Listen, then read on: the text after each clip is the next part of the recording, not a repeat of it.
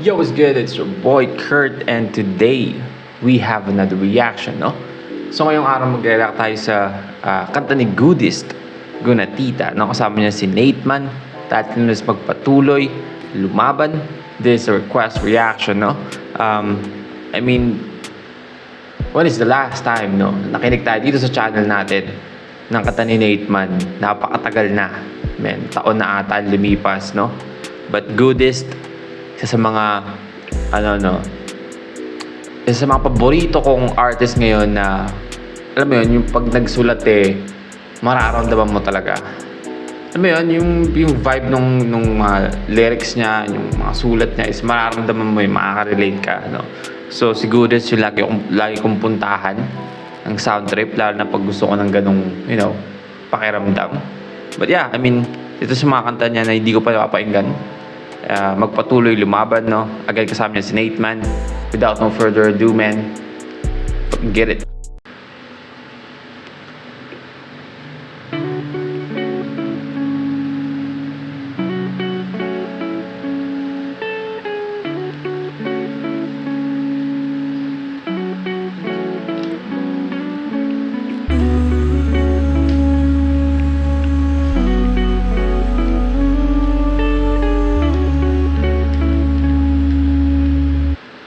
By the way, banggit ko lang, I think this is the first time na naka-encounter ako ng title na ganito.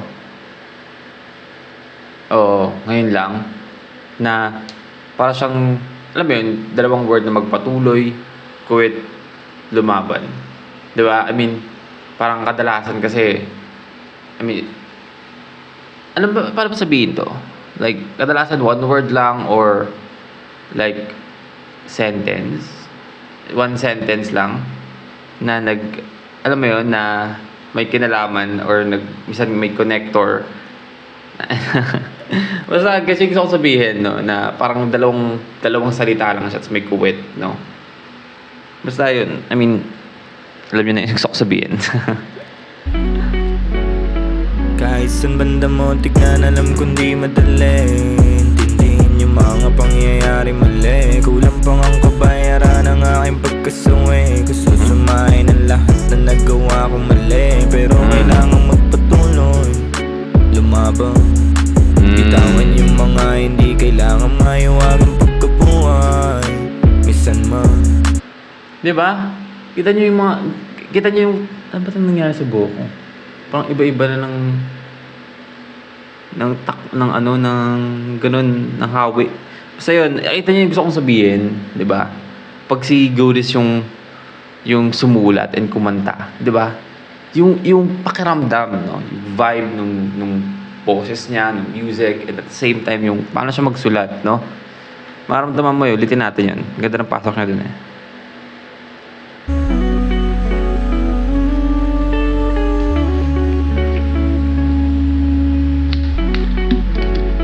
kahit saan banda mo tignan, alam kundi madali intindihin yung mga pangyayari mali. Kulang pang ang kabayaran ng aking pagkasuwi. Gusto sumahin ang lahat na nagawa kong mali, pero kailangan magpatuloy, lumaban. Bitawan yung mga hindi kailangan maiwagang pagkabuhay. Misan man, hindi sumasangayon, kapalaran ay kailangan mong tibayan sa iyong bawat sandali. Kung ayaw mo mapag-iwanan ay huwag ka magmadali. Kahit ilang beses sabihin sa inyo ipabatid. I mean, parang napakagandang yun, no? Perspective. Diba sabi, kung ayaw mo pag-iwanan, huwag kang magmadali.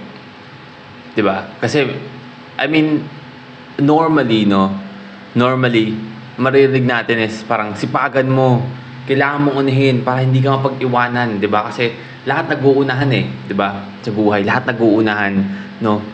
So, parang dahil nga lahat nag-uunahan para maabot yung gusto nila. So, parang lahat nagmamadali, 'di ba? Pag hindi ka kumilos, parang pag-iiwanan ka. Pero at the same time, no?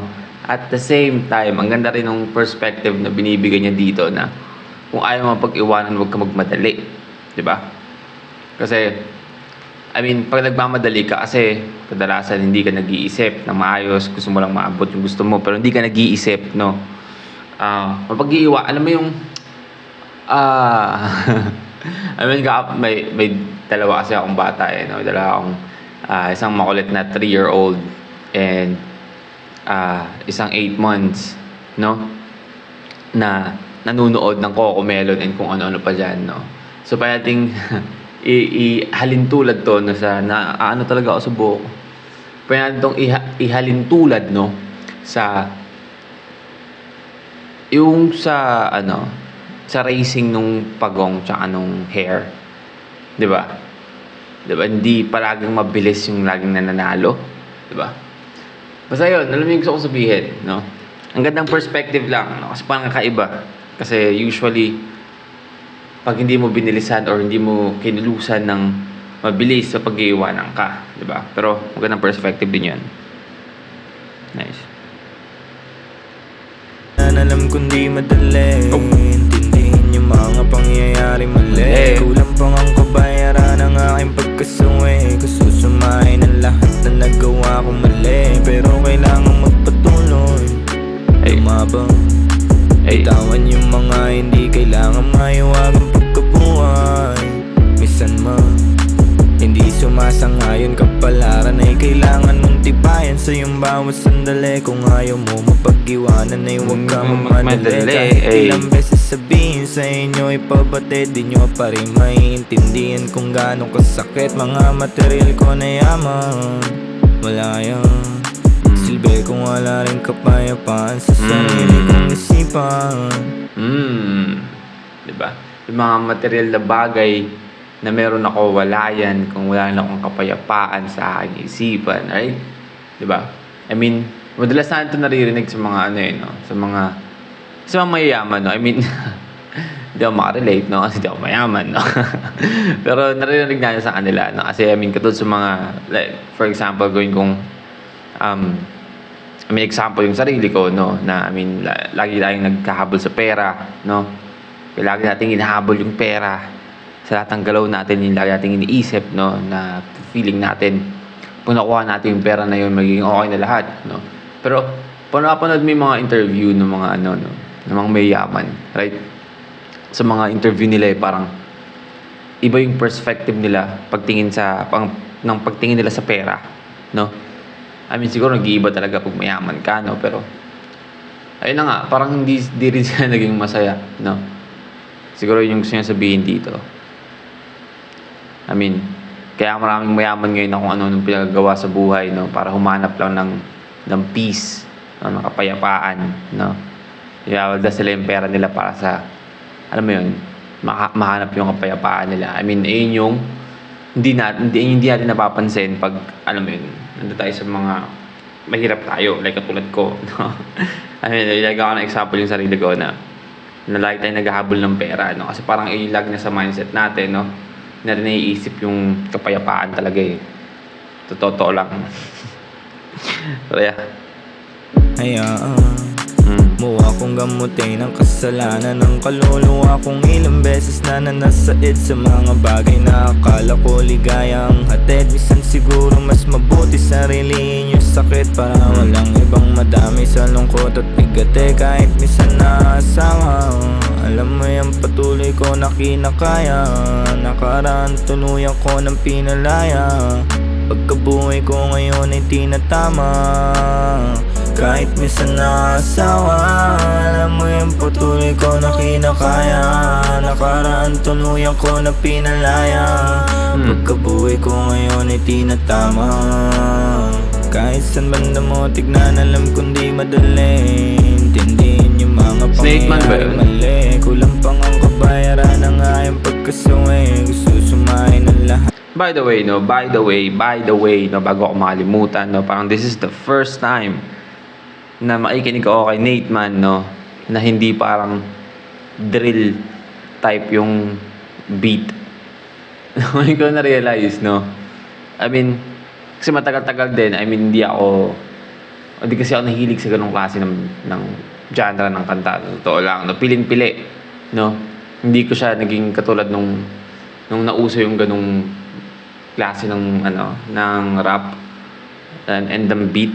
Hindi ako to ng iba na parang laging ayun na lang kasi yun yung uso, no? I mean, may ilan akong gusto, may ilan na hindi, no? Hindi ako sobrang na-addict do, may mga gusto akong kanta na napakinggan, no? Pero mostly si Nate Man napakinggan ko sa ganung klaseng beat, no? So I mean, this is the first time, no? Nakapakinggan ko siya sa ibang klaseng beat, no? Nice. I mean, I guess, yeah. Na nagawa ko mali, pero kailangan magpatuloy. Lumabang, bitawan yung mga hindi kailangan maiwagang pagkabuhay. Minsan hindi sumasangayon kapalaran. Maligo ka man ngayon, itsak makakabalik. Sa taas ng pangarap mo, itsak makakapanik. Sa kabila ng mga paghihirap ay buti meron akong naibalik. Sa mga magulang kong hindi nagkulang pasensya kung di mabait. Bata ng galing kalsada, buti di nawalan ng pag-asa. Alam ko kasi na meron tsansa, pagkaambarahan na balasa. Buhay na masarap magpakasasa, puro tunay lang aking kasama. Para sa lahat ko magpatama, makatulong kanta na to sana. Salamat goodies, paulit-ulit. Pinaputol mo yung mga tinali na lubi. Mga I mean, yung verse ni ni Nate Man, parang pwede mong ilagay pa rin sa drill na beat, no? Totoo lang, man, ini-imagine ko yun kasi hindi ko na-digest yung sinasabi ni Nate Man kasi iniisip ko yung flow niya. Paano pag nilagay mo sa ganitong klaseng beat, no? Bagay, ganun pa rin eh. I mean, siguro ganun talaga yung format ng niya, ng kung paano siya magsulat, no? Yung style niya talaga, no? Lumalabas eh. Pero pwede rin, no? Pwede rin sa ganitong klase ng vibe. masarap magpakasasa, Diba? puro tunay lang aking kasama. Para sa lahat ko magpatama, makatulong kanta na to sana. Salamat goodies, paulit-ulit. Pinaputol mo yung mga tinali na lubi. Ng mga taong sa kalungkutan mauli. Na madapa bumangon ka paulit-ulit. Salamat goodies, paulit-ulit. Pinaputol mo yung mga tinali na lubi. Ng mga taong sa kalungkutan mauli. Na madapa bumangon ka paulit-ulit. Kahit saan banda mo tignan, alam kong di madali. Intindihin yung mga pangyayari mali. Kulang pang ang kabayaran ang aking pagkasawi. Gusto sumahin ang lahat na nagawa ko mali, pero kailangan magpatuloy. Lumabang, bitawan yung mga hindi kailangan maiwagang pagkabuhay. Minsan hindi sumasangayon kapalaran. Nice. J. Cole. Parang J. Cole, no?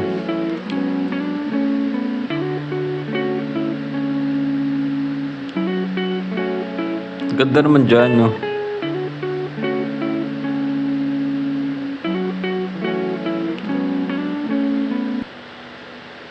Alright, well again, that's Goodest Fit Nate Man, no? Magpatuloy, lumaban. Official music video, man. Again, this is a request reaction. Maraming salamat sa nag-request, man. I mean, Goodest, no? Wala naman tapon talaga. Para sa akin, Para sa akin personally, wala naman tapon kay Goodest, no? I mean, I'm being biased in here. Sa totoo lang, no? Kung di nyo napapansin, no? Karamihan ng mga I mean, ngayon ko lang sabihin to, no? Karamihan ng mga artist na madalas ko pinapakinggan talaga in real life na sinasound trip ko talaga na may vibe ako na gusto kong pakinggan is hindi ko madalas nire-react, no? Alam niyo kung bakit? Kasi napakinggan ko na yung kanta nila. Alas napakinggan ko na no? Pero recently kasi, I mean, itong mga nakaraan, no? But, I mean, 3 months din ako nagpahinga. No, medyo marami kasi na talaga nangyari. Sobrang busy talaga, no, na nawalan ako ng time na makinig sa mga bagong music, no. Sa si Goodest sa naglapas sa mga ilang kanta. I mean, meron pang bago eh. Hindi pa to yung pinaka-latest niya, no. Meron pang isa na kasama niya si Nate Man din, no, na most probably, I mean, comment down below kung gusto niyo pakinggan natin yun dito or gusto niyo kasama akong makinig doon ng kantang yun dito sa reaction. Just comment down below, man. I'm fucking down with it. But yeah, I mean, walang tapon kay Goodest, no? Walang tapon. Nate Man, I mean, hindi ko na-expect na sobrang mag-work and yung ganito klase ng vibe kay Nate Man. I mean, tingin ko kasi kay Nate Man is parang, alam mo yun, yung music niya and yung vibe niya is sobrang astig, no? Matigas, like cool, and in a like aggressive way, right? Kasi yun talaga yung hanap ng parang drill na genre or ng type ng beat, 'di ba? Kailangan ganung energy, no? So, hindi ko yun na-expect na magiging sobrang ayos din sa ganitong klase ng vibe. But yeah, I mean, all in all, man, napaka-solid na kanta, no? May mapupulot ka habang pinapakinggan mo to, maliban sa vibe. Alam mo yun,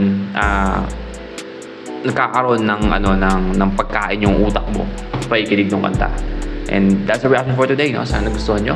Leave a like and subscribe kung gusto mo mag-react sa bulletin yung artist, singer, rapper, songman. Comment down below. We are going to react to it. And I mean, tangina, hindi ko na alam kung ano gagawin sa buhok ko. But see you on my next vid. Stay awesome, man. Peace.